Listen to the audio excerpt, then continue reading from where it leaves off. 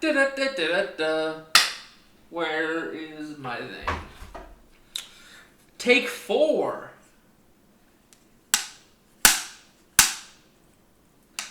Anyways, new technology, new things. It was echoing, so I had to do this 3 times already. Anyways, we're here for my last thoughts on Garten of BanBan, because I'm no longer gonna be playing it, and I've completely lost any respect for that series.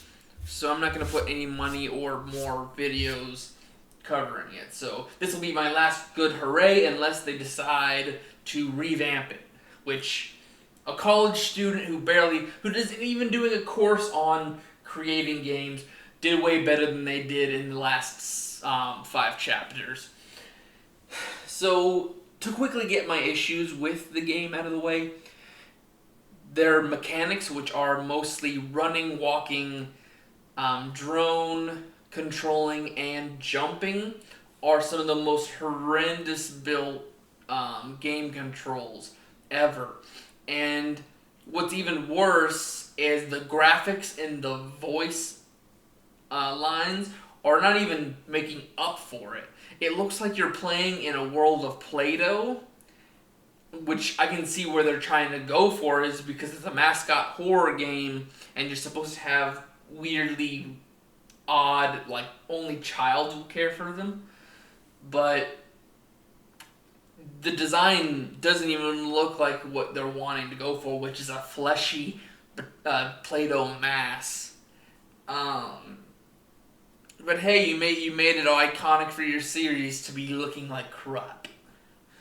And then the other issue is, like, they have voice actors, but they don't put any emotion into it. It's like, hi, how are you today? So I've discovered this thing that's horrifying. You want to come see?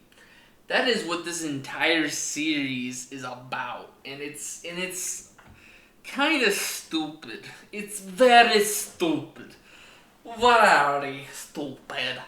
Anyways, and then the other issue.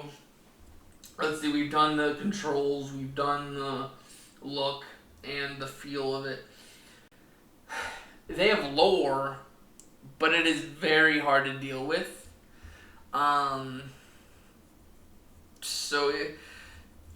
Basically, I'm getting my negativity out of the way. There is a good idea here.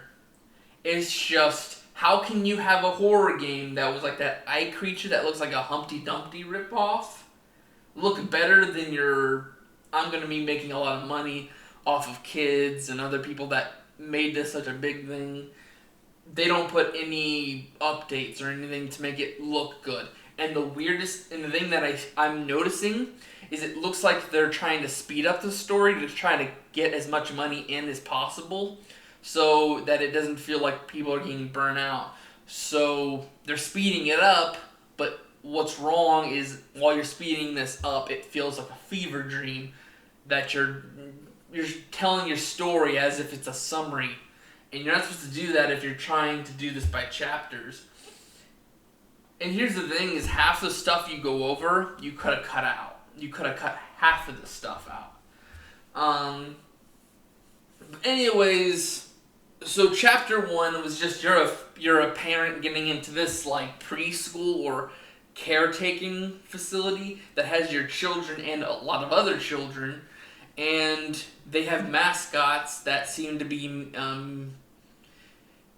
DNA cloned mascots. So they have a donor, they have a substance they made through an underground facility, and you combine the two and you get this character who has a split personality between the donor and the character it's supposed to be. And it sounds of a great concept, but it's like the first chapter, all it is you're exploring the top floor. You get attacked by the bird that, unless you understand what it's even there for, which isn't even a good reason, which is basically it's supposed to be like a caretaker mother, so it's very protective of the kids. It's not protective of the kids in the first place. Chapter 2, you go down, you meet Jumbo Josh at the end of chapter 1, but he gets smushed and knocked out, and you don't get to see him until the end of chapter 2. You meet the worm, but he's like an Easter egg for almost every chapter at this point.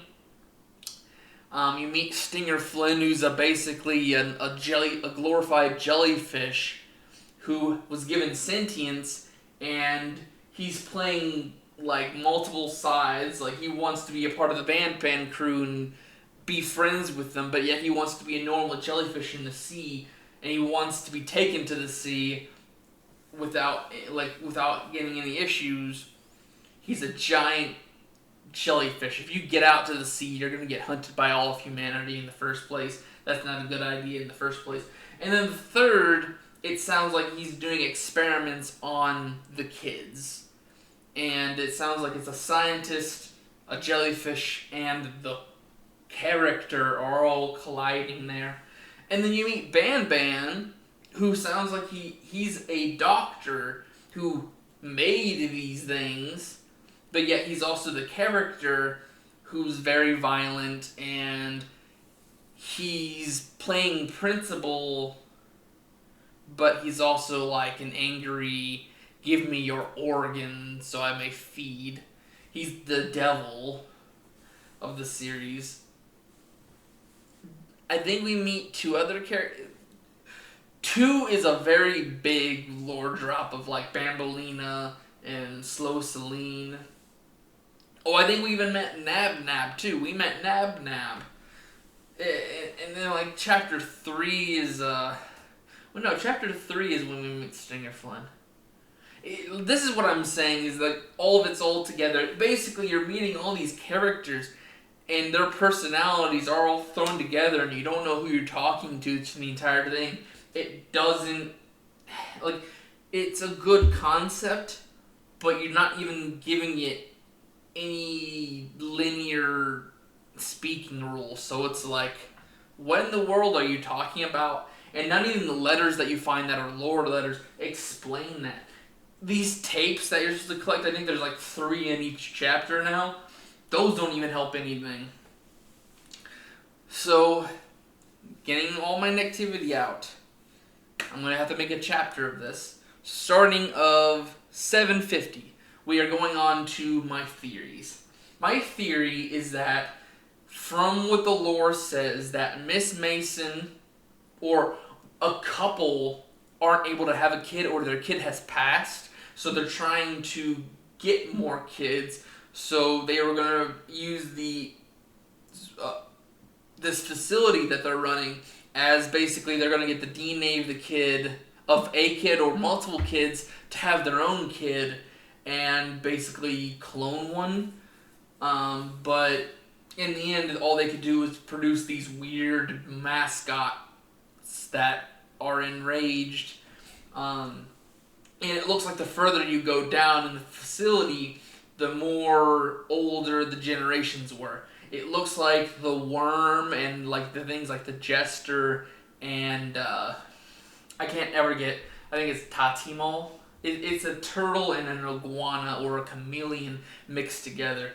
Like those weird creations were the first, and I think the worm may have been the child, because in the yet to be released prequel of chapter 5, it looks like there was something very similar to the worm going around making the Bring a Friend Day go wrong.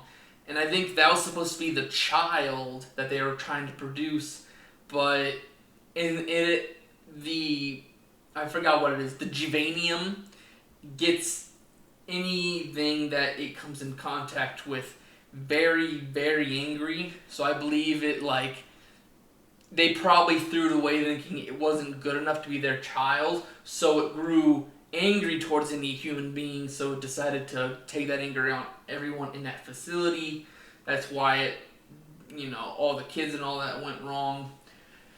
And basically, because it was the original, it has influence on a lot of the newers.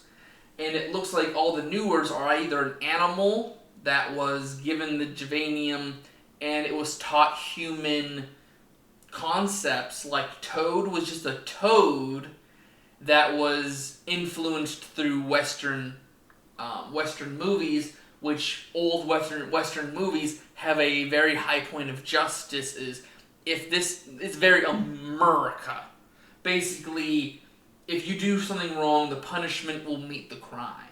But that's not how nowadays, modern days is sadly, it's a slap on the wrist for small crimes, and big crimes you lose time of your life. He straight up wants to break your arm if you go hurt someone else. And then Stinger Flynn's another big part is he wants to be a jellyfish, but yet he has the character, and he even says at the end of chapter 3 when it's revealed that BanBan goes into a feral state that it's like he knows about it now, and now he's going to eventually become that. It seems like everyone will eventually devolve into that character setting, which is what they were wanting to do in the first place because that's the mascots, but yet they're too aggressive, and he's going to try to stop himself from doing it. But it's just like, so there's that with like the animals that are taught human ideals through media and stuff. Then there's Uthman and Miss Mason, which is BanBan and Banbaleena. Basically, these are teachers, or a teacher and a principal who they gave their DNA to this project, and the characters came out thinking they are who their donors were, and they even met the donor, and they're like, oh hey, they have no problem meeting the donor, but they still believe that it's like they don't it's a weird filter that they don't recognize of what they are. I think they eventually do, and that kind of makes that throws that instinct of like feralness come out of them. But it's like there's triggers in all of them where like if Banbaleena isn't like if the students aren't following her rules and properly answering her questions, she goes feral and attacks the kids or whomever doesn't follow the orders. BanBan, he's got that like, it's weird in the first chapter on the main floor where parents can see, they bring up a pancreas and he's hungry for organs. So it's the fact that that's a built-in characteristic of the mascot, and it's like, oh, this isn't going to be an issue if we brought this character to life or anything. A devil that's hungry for organs. Okay, but anyways, it's like in chapter 3, I believe, it's like BanBan as Uthman, he tries to help you and understands the facility and how it was built, and he understands a lot of the concepts, but when he, like the trigger of his character, where there's a complete person there that has organs, his character takes over. So I think that's what we're going on to, is just the difference between the donor ideals and the donor's mentality versus the character mentality, or the collapse into insanity that the character will deal with. I think that's what we're going to deal with eventually. And so there's 3 things going around in BanBan right now. Is a character is going to insanity. There's also the worm who's trying to do something with the kids. It sounds like Stinger Flynn and the worm are trying to produce a thing where they're not trying to... It doesn't sound like the parent is being told nothing's going to happen to the kids, we're just trying to do things to understand something, or like they're doing experiments to get something. And it's a little saddening that they haven't explored that, and it's been it's going to be 3 chapters, basically, by the time we get to hear about it again. So it's like, so you got the characters dealing with this life crisis. Then you got the Worm and Stinger Flynn dealing with the kids, which is your main objective, which is thrown into the back half the time. Only a few lines here and there explain what it is. And then you have, like, they keep bringing in more characters. Chapter 6, spoilers. I'll do this when I finish with spoilers. They introduce the father of the what are they called? The naughty ones. The naughty ones in Quinn Bouncelina's pouch. There we meet King or Papa Doodle-Doo or something like that. It's a weird slug character that basically it seems like that there was supposed to be a rule of king and queen there, but the naughty ones act out in aggression and says this is the Papa, and now he's getting introduced as like this hive mind, and it's you're introducing too many concepts. We're not introducing any new concepts. I just was gonna back up. We're introducing too many concepts here. You're doing too much. You're adding too much. I understand you're trying to make a very complex story, but you're not solving any of the other proper stories or even giving good details. The only thing we understand at this point is what Javanium does, what the donors are, and like explaining what the characters were supposed to be. We don't even know what the like fallout of the Bring a Friend Day was. We seen like one little like tape of like a girl talking to Captain Fiddles. That is it. We see like the parent finding the child's drawings here and there, but there's so little touched upon. The next thing that I will say is just like it's so many good ideas. It's just instead of like pulling it all in one chapter and explaining that storyline or explaining the majority of it to understand a concept, you're giving all these little details throughout the chapters, and you're hoping that the people can understand it. But because most people aren't going to go collecting the little pages and the tapes and using QR codes to understand a little bit of lore, you're throwing so little in the dialogue and showing it, and it also spreading it out, and you're sprinkling a story of one single few hours. Like, I think it was a 2-hour difference. Like, 2-3 hours before the parent we play as comes to the play center to pick up her kid. There's like a quick fallout, and we got nothing about it except for a few little sprinkles of information. We don't understand the idea of what Stinger Flynn's doing. We keep getting introduced with way too many characters. We don't understand why the characters have more of a tendency to hold their donors' mindset over the character's mindset, which slowly seems like it's getting just overdone by the personality. So basically we're losing the donor and getting the personality, like how BanBan is slowly getting, like he's tripping up more and more. He can't control it as good as he usually does. In the end, I think it's going to be a fight between, this is a finale thing, and who knows how long it's going to be before we get the finale of this game. This game has had 5 chapters released this year. Yes, that's cool, but you haven't even helped with your development of this game. You're pushing too hard for it.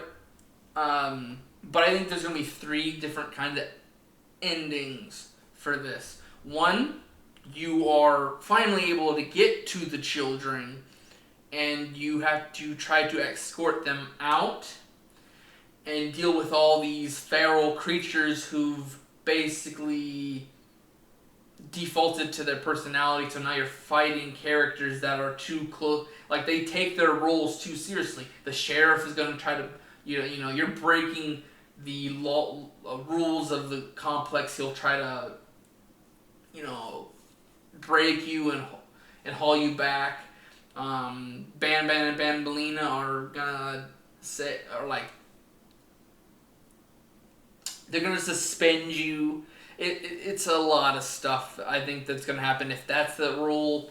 The second rule is if, like, you're trying to get those characters a good ending too, which I believe is what they're trying to go for, is that you as the parent is now noticing that these creatures that were brought wrongful life, they didn't ask to be made, and they're dealing with the repercussions of experiments not completely understood, and they're just thrown into the dark and hoping that they just die off. But thing is, it doesn't look like they worry about food much. So I think it's going to be you're trying to give the characters a good living space, or, like, kill them completely, or make it to where they can have that beach life that Stinger Flynn keeps talking about. The third and final thing that I can see happening is we only get this. It is a very small speck in the weird lore that is BanBan. Is in chapter 2, when we first meet BanBan, we get knocked out, and he said he's got to get something from us. So he needs to knock us out, and that he's going to do an experiment on us. And then when we wake up, he says that he needed something from us, but he had no more sedatives, which means basically you're not going to feel anything, or, you're going to get knocked out. Hot take is that we are basically, when we got knocked out, one, he just ripped apart the parent, ate all the organs, his aggressive side came out. He killed the parent. But he took the DNA and made them as the donor for a new character. And basically, you, just like in a lot of the notes, it's taken that you think you're still the parent because you were the donor, and you can't mentally, even with a mirror, you can't take hold that you've been killed and put into a different body. So I think ever since chapter 2, you're playing as another mascot, but you're playing as the parent's mindset, and you're still looking for your child, but now things are gonna see you as a separate character. Like, I doubt you that Jumbo Josh is going to play with you like a doll, because, he would have seen humans as humans, but he sees you and BanBalina as dolls. And, I think there's it is weird because people like Stinger Flynn and Queen Bouncilia, they notice that you're still the parent, but that's the weird thing that would shoot holes in my theory. But I still think there was something that happened in chapter 2, or that's just been retconned and won't happen. But it's a very weird thing that there's these little things that you should not be able to do these things if you are still human, and they wouldn't be, and the other characters would not be reacting to you in these certain ways, is how I'm noticing. So basically, you're going to find the kids, get out, leave the characters to rot in that place. Two, you find some other way to bring them into, you make the facility livable for them, you get them out to that beach life, or you find some way for them to live on into happiness. So a good end, a horrifying end, which might end up with you dying or Miss Mason dying, because the Miss Mason is apparently with the kids, or you have to make a sacrifice with the kids. So a very medium ending, a good ending, or the ending where it's just you finally get to the child and you're a mascot yourself, and you don't understand why they are trying to get away from you. Or here's another small theory, is that your child was turned into a mascot themselves. So when you finally find out where the children are, you learn that they've already been processed, so that the worm and all the other people don't feel so... the worm is a child, so they might think that doing this might make it to where they can finally play with someone that understands them, and they're not so much of a black sheep anymore. So anyways, that's my thoughts. I have to go back and do chapters, you know, the negatives, the where a lot of the info is coming from, and of course my theories for the end. Anyways, I will see you guys in the next one. So real quick, last little chapter, I do have some little special things for you. Friday, we have new things being done, and I am happy to announce this Friday. But basically, Friday here on SB Studios, we'll have at 2 o'clock a new Nancy Drew, and I'll be introducing the new mechanic then. Friday, also at 4 on Bolt, we will have the, let's see, Halo 2 is going to be tomorrow, so I'm going to be doing a Lethal Company again, and basically that's what's going to happen, is just Lethal Company, and I'm going to have a new mechanic. Speaking of which, I don't think I've mentioned this on this channel. I am sorry that I didn't mention this before, but SB Studios will still come out on Monday, Wednesday, and Friday, but while it's at 2, Bolt Entertainment, which is basically a day-to-day basis, that only will be coming out at 4 now. That way it gives me some time to have SB Studios dealt with, but also give me some time to get Bolt done. So anyways, I will see you guys in the next one. See you Friday with a new fun mechanic to deal with. So I'll see you guys then. Bye-bye.